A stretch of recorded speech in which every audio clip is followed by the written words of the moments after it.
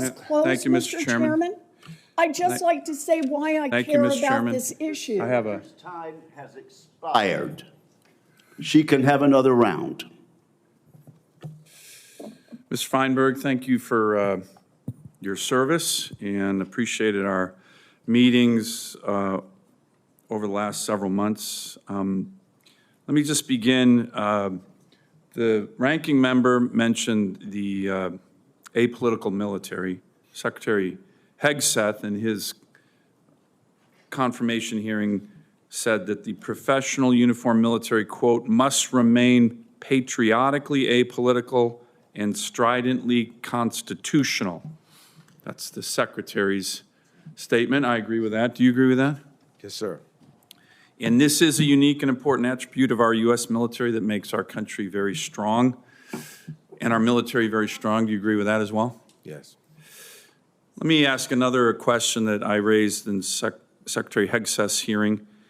He got the question I asked him right about when Billy Mitchell, the father of the U.S. Air Force, testified in front of this committee in the mid-1930s, calling Alaska the most strategic place in the world. Do you agree with that?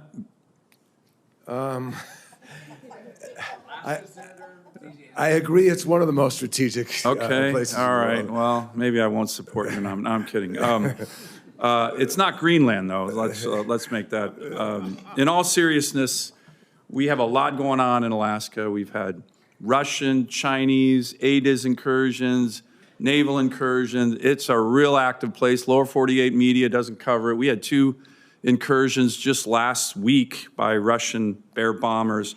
Will you commit to come to Alaska with me, if confirmed, to see our great military up there and just how strategic it is?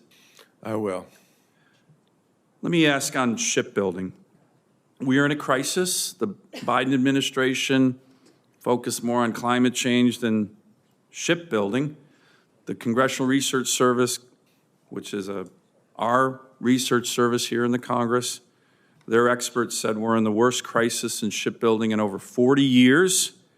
The Chinese are building a giant Navy. It's already bigger than ours by 2030. I think it's going to be over 420 ships. It'll be about 120 to 130 times bigger in terms of ships, 120, 130 ships bigger than our Navy.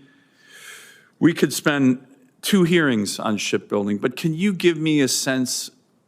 You've done this kind of thing where you've turned around a real big problem in the private sector. This is a huge private sector and government challenge. Give me a couple big ideas. My team and I put together a big shipbuilding plan. So is the chairman. This is a bipartisan issue, by the way. Senator Kelly is very focused on this. Our national security advisor now, Mike Waltz, was very focused on this. There's a lot of good ideas there, but give me a couple key elements of how we turn this around. And I mentioned this to President Trump. Republicans actually have a history of this, right? Theodore Roosevelt's Great White Fleet, President Reagan's 600-ship Navy. This should be a priority, and I think it is, of the President, the Secretary of Navy, but we're going to need your experience to do this. What are some big ideas you have on this? You know, talent is everything, people. HR is hard, and trying to get the right people, even the best leaders will have failures. But I think we need to work very closely with, the PPO and administration and find really strong manufacturing private leaders who understand process, workforce, who've done this before, and really drive talent into the struggling shipyards that can partner with a lot of our great people in the Pentagon and DoD to help improve. This is an operational turnaround. It's about people, it's about talent. There's plenty of leaders in America that have done this. We just got to get them on the home team there. And well, I think this committee wants to work with you on this. It's a really important issue. It's a bipartisan issue. It's a critical issue. Let me ask one final question, Ms. Feinberg. The President has declared a national energy emergency. On Unfortunately, the last administration didn't recognize the strategic assets of our country, especially my state. Biden administration issued 70 executive orders to shut down Alaska. President Trump on day one issued this executive order on unleashing Alaska's extraordinary resource potential. I talked to Secretary Hegseth about this over the weekend. Can you commit to me, the Secretary of Defense is mentioned in the CEO and many others, to work with me in this committee on unleashing our critical mineral potential, natural gas potential, military bases buying natural gas in Alaska?